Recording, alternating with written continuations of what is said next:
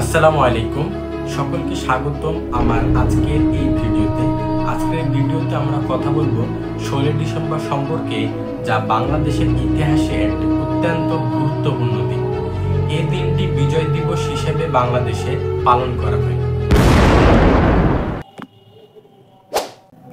1971 সালের এই দিনে বাংলাদেশের একটি দীর্ঘ ও কঠিন যুদ্ধের পর স্বাধীনতা অর্জন হয়েছিল। এই বিজয় এসেছিল বাংলাদেশের মুক্তিযুদ্ধের মাধ্যমে, যা পাকিস্তানের বিরুদ্ধে মুক্তির সংগ্রাম ছিল। এই দিনটি পাকিস্তানি বাহিনীর বাংলাদেশ ও ভারতের যৌথ বাহিনীর কাছে আত্মসমর্পণকে চিহ্নিত করে, যার ফলে বাংলাদেশের স্বাধীন রাষ্ট্র গঠন হয়। 1971 সালের 16 ডিসেম্বর পাকিস্তানি সেনাবাহিনী, যেটি জেনারেল নিয়াজির নেতৃত্বে ছিল, ভারত ও বাংলাদেশের যৌথ বাহিনীর কাছে আত্মসমর্পণ করে। এই ঘটনা ঢাকায় অর্থাৎ বাংলাদেশের রাজধানীতে ঘটেছিল এবং এটি ছিল বাঙালি জনগণের জন্য একটি বিজয়ের মুহূর্ত। 9 মাসের দীর্ঘ বাংলাদেশের জনগণের কষ্ট, ত্যাগ এবং সংকল্প অবশেষে তাদের স্বাধীনতায় রূপ নেয়।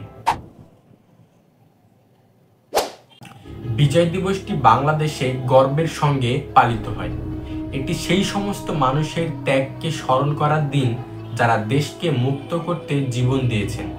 এটি সেই শহীদ সৈন্যদের এবং বেসামরিক মানুষদের প্রতি শ্রদ্ধা জানানোর দিন, যারা বাংলাদেশের স্বাধীনতার জন্য তাদের প্রাণ উৎসর্গ করেছেন।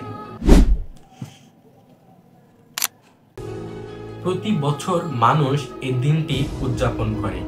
প্যারেড, পতাকা উত্তোলন অনুষ্ঠান এবং অন্যান্য ইভেন্টের মাধ্যমে জাতীয় স্মৃতিসৌধ সাভারে প্রতি বছর অনেক মানুষ স্বাধীনতার জন্য যারা নিজেদের প্রাণ উৎসর্গ করেছেন তাদের শ্রদ্ধা জানাতে যান। শুধু জাতীয় স্মৃতিসৌধ সাভারে নয়, সারা বাংলাদেশেই এই দিনটি উদযাপন করা হয়। 16 ডিসেম্বরের বাস্তবতা শুধুমাত্র বিজয়ের কথা নয়, এটি সেই সংগ্রাম, কষ্ট এবং ত্যাগের কথা স্মরণ করার দিন, যা একটি স্বাধীন জাতির জন্মের কারণ হয়েছিল। বাংলাদেশ এমন একটি দেশ যা তার জনগণের স্বপ্নে গড়া, এবং 16 ডিসেম্বর চিরকাল সাহস ও সহনশীলতার প্রতীক হয়ে থাকবে।